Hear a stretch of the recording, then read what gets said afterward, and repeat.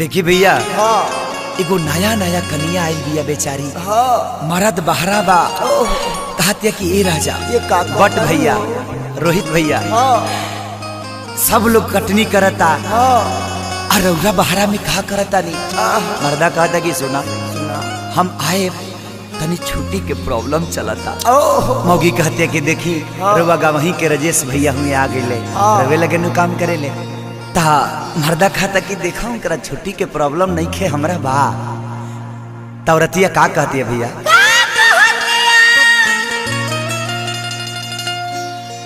कि हसुआ में दांत हम कढ़ा ले बानी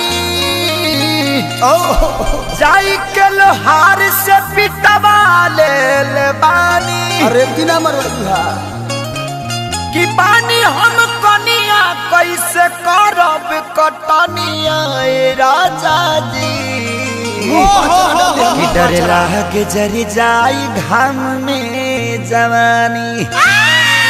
ए बुलबुल भैया मर्दा कहा कहता जी कवन भाव में कहता कैसे कहता कैसे ए हो मर्दा कहता कि रानी दम धरा दम धरा। अरे आज तक काटल जाई आ खूब आम के खटाई चाटल जाई और दोनों आदमी बिछौना पर प्यार बांटल जाई। नींबू के अचार पा लिया नींबू के कल जाई खेला। अरे तू नहीं खू अकेला हो हम बानी ना ए धान राखे तहार मन। सुना तबे कर पनक आर पंकज जी हाँ। तू मर्दा का कहता का कहता हो कुछ दिन अउरी सम्हारा दिल के कुछ दिन अउरी सम्हारा दिल के आवतानी रानी रखी हो खरिहानी छिल के।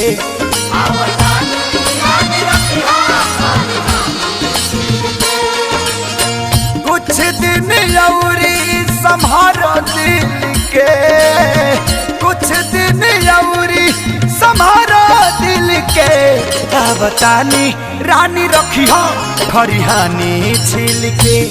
आवतानी रानी रखी हो खरिहानी छिल के।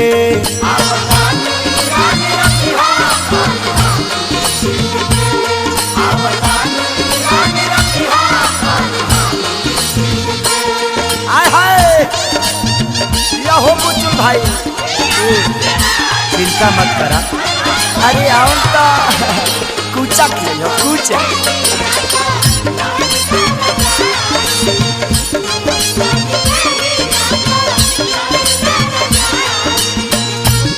रतन शर्मा लगे जाके दांत करवा ली हो। हाँ ओकरो साली से प्यार हो गई बा। आई देखा धर्मेंद्र भाई बोला बोला वो मर्दा कहता से बोल देखा क्या कहता सब दुख दूर होई दुई चार दिन में आवत हम डीजल मोबिल डालब मशीन में डाले बा स्टार्ट कर दे दावल जाई। ए रानी सब दुख दूर होई दुई चार दिन में आवत हम डीजल मोबिल डालब मशीन में। देखिए औरतिया कहते कि मकई के बाल मुँह बांध ले बैती तो दू चार गो हो रहा तब भेटा जाई। अहाँ के रहर के ढेरी गचार गचार खैती हम खियती।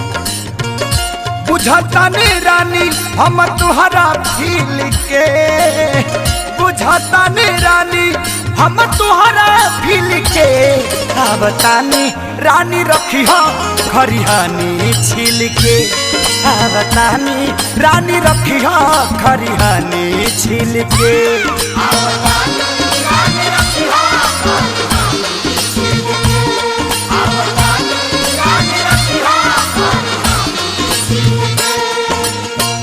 आय हजिया ए सुबोध खोद खोद यो का भुवर बाबा जलालपुर चलब का।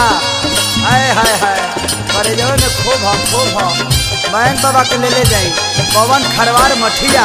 हाय हाय हाय का कहत रबती है दिया राजा धर्मेंद्र भाई हो कोरस में गर्दा उड़ा दो वेब कंपनी। हाय हाय हाय क्या बात है। वो मर्दा कहता ए आर पंकज जी का कहता का हो संगे अमवा के चटनी अचरा में बानी धानी करे चली कटनी दुनू बेकर साथे काटल जाए। ओहो सतुआ पियाज संगे अमवा के चटनी अचरा में बानी धानी करे चली कटनी।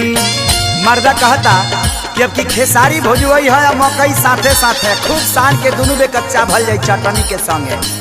उ देखी मर्दा कहत का करे के कटनिया दोनों बे कटनी लिखे कईल जाई कटनिया दोनों बे कटनी लिखे रखल रही है हमारा रानी खरिहानी छिल के आ बतानी रानी रखी है खरिहानी छिल के।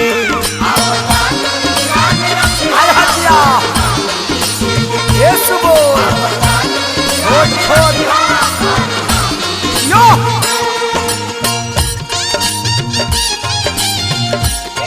ये छोटू बाबा खाता खाता हाल हस्पताल हरे दादा रे दादा माइयो गे माइयो ए आजाद कवि जी ए घुंगरू भैया महादेव ए बाबू पंकज जी कहो मर्दा कहता कि सुना ए रानी पर मिठारे सर चालू हो जाई तमरी घर में अनाज आई करी हो तू कवरी दोनों बेकर खूब खाई जाए बुझलू पर मिठारी सर चालू हो जाई तमरी घर में अनाज आई करी हो तू कवरी। देखी मर्दा कहता कि हम जानत नहीं कि तू नया नचर बाड़ू आ कैसे काम करत तारू अब हम खटब तू ना पुआ पकई हो खई लील लील के पुआ पकई हो खई लील लील के रखल रही है हमारा रानी खरिहानी छिल के आ बतानी रानी रखी है खरिहानी छिल के।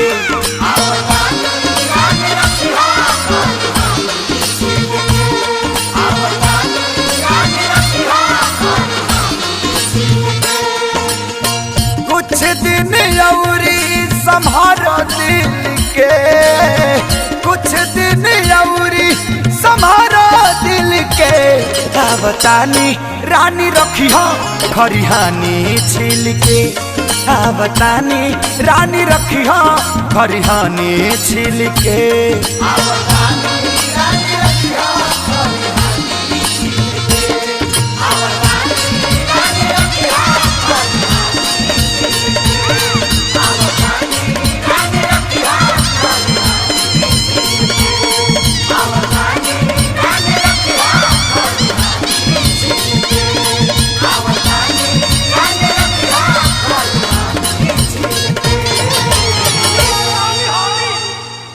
कि हसुआ में दांत हम कढ़ा ले बानी जाई के लोहार से पिटवा ले बानी। अरे बिना मरवा कि पानी हम कनिया कैसे करब कटनिया।